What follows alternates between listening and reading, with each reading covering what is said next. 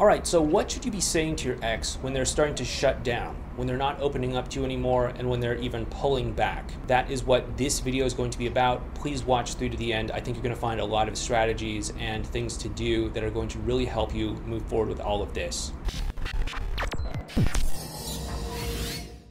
Hey there, it's Clay with modernlove.life. Now, one thing you may experience is that your ex may start to shut down from time to time, and they may start to pull back. And when this happens, you may feel this urge that, okay, I need to follow up more. I need to send the right text message. I need to use some sort of mind game strategy or some sort of, something to try and get them to open up. And many times that's actually not what you want to do.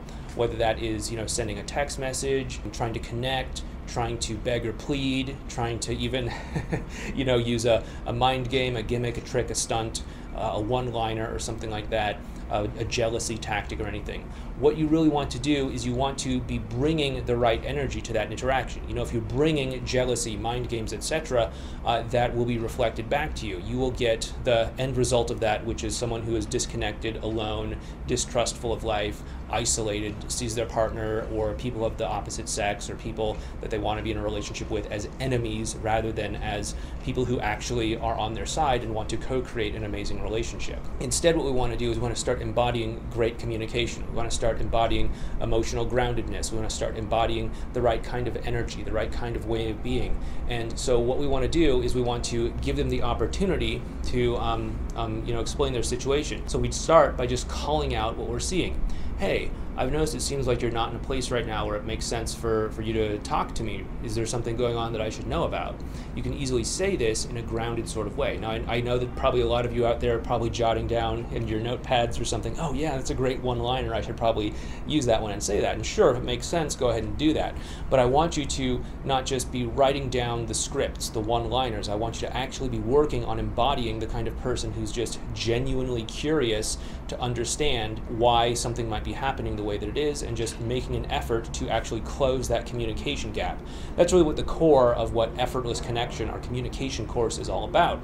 If you don't know what that is, or if you think it might be valuable for you, you can find information in a link down below to some information on it. But beyond that, if they are really shutting down and if they are doing all that sort of stuff, it's totally okay to just say, hey, it seems like you're not in a great place to talk right now. I'm going to go ahead and back off here and give you some space. Let's catch up when things are better for you.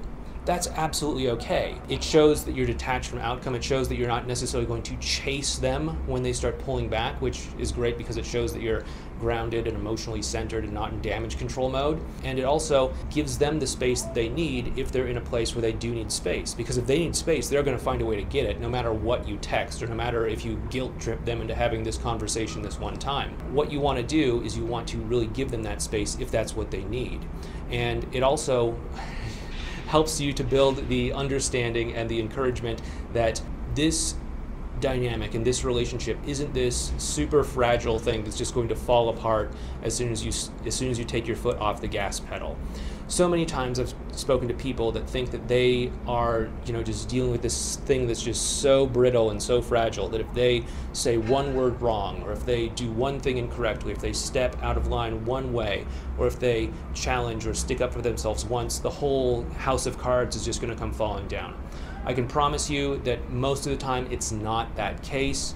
And if it is that case, that's probably not a great future relationship indicator anyway. Like, who wants to be in this great relationship where they have to walk on eggshells the whole time? It's not going to be that great of a relationship. What we want to do is we want to bring the right energy to this, and if they need space, go ahead and give them some space. And if they do need some space, just let yourself know that it's not just going to all fall apart like that. At least not if they are grounded and you're grounded and you're co-creating this amazing relationship together. They're going to have understanding and empathy with that, and it's also going to show that you're not in this needy, desperate, clingy, sort of damage control mode kind of way of being as well too. And so what I really would like you to do is to work on embodying this sort of way of being. And the best way that I know of doing that is to start encoding yourself with subliminal affirmations while you sleep.